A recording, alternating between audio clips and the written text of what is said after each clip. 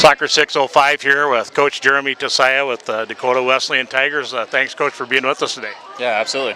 Well, you were one of the guys we talked to when the big USF fiasco happened, and we haven't really had a chance to visit with you about your incoming class and what's going on in your program, so we'd sure love to hear what's going on over there.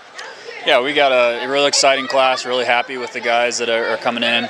We had Derek Granum that transferred from University of Sioux Falls, and he was somebody that we were trying to recruit pretty heavily out of high school, and he played club for me here at Dakota Alliance, so really excited. I think he's going to add a lot to what we can bring attack-wise. Then we got a couple guys coming in from Minnesota. Peter Wartenberg is a 6'3" center mid, played for Bloomington United, and really excited about what he could do for us in the incoming years. And also have Colby Sprung, who plays for Minnesota Thunder Academy.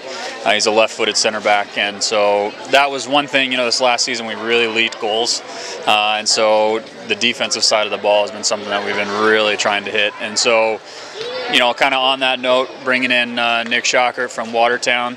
He's a back, plays center back for Watertown and sometimes for United, so that'll be an option, but probably looking at him as an outside back. And also Blaine Bacon just committed recently from Spearfish, so pretty excited about that. He's a big center back. He's going to definitely add to some physicality for us at center back. So, and just this last week you signed another fighter out of Watertown, Briar Derby. Yeah, and I've been watching Briar for a long time, and we got to look at starting to replace some center mids. We graduated one this year, Carlos Mora, who's an all-conference center mid for us. He's graduating next year. So getting Briar is going to be something that's going to really help us next year and down the road. But he's got a lot to offer. Really excited to have him. And he never quits. He always works. He's always in the game. And he's come to our camps a couple times too, so we've had the opportunity to work with him firsthand. So really excited about that one as well. Well, I know you're after, and you just keep getting better players. It seems like every year. And the one thing I know, I've known Briar for a long time, and he's camera ready. I mean, he's ready for the college game right now. He goes out there and plays like a man. Yeah, and and a lot of these guys think about maybe not playing, in college and stuff, and I'm really glad that Briar decided to play college soccer. And really excited that he's joining us, and so it's been a process. He's came on campus pretty early, and he's just been trying to decide if he wants to play or where he wants to play at. So really excited that he decided to join us. One of the guys you're mentioning here, knowing Nick Schockert too, the one thing I always really liked about Nick is his work. Man, that guy can run. Yeah, and he works hard, and he's good, solid defensively. Not a lot of stuff gets by him. So, and that's what we love about South Dakota guys. They're blue collar, they work hard, they're not going to quit no matter where the game's at. And we've had success at Dakota Wesleyan because of that, because we've stuck to recruiting guys that are local, who have a good work ethic, who always kind of have that chip on their shoulder because they're South Dakota. And it works out really well for us. If we put those kids in the right system, we end up being successful. And one thing, speaking about success too, we're, signing day, we're looking at all the schools and where players are going, and we still don't have, all the information in yet, but I think, without a doubt and by large numbers, you have more South Dakota players in your teams than any other team in the state.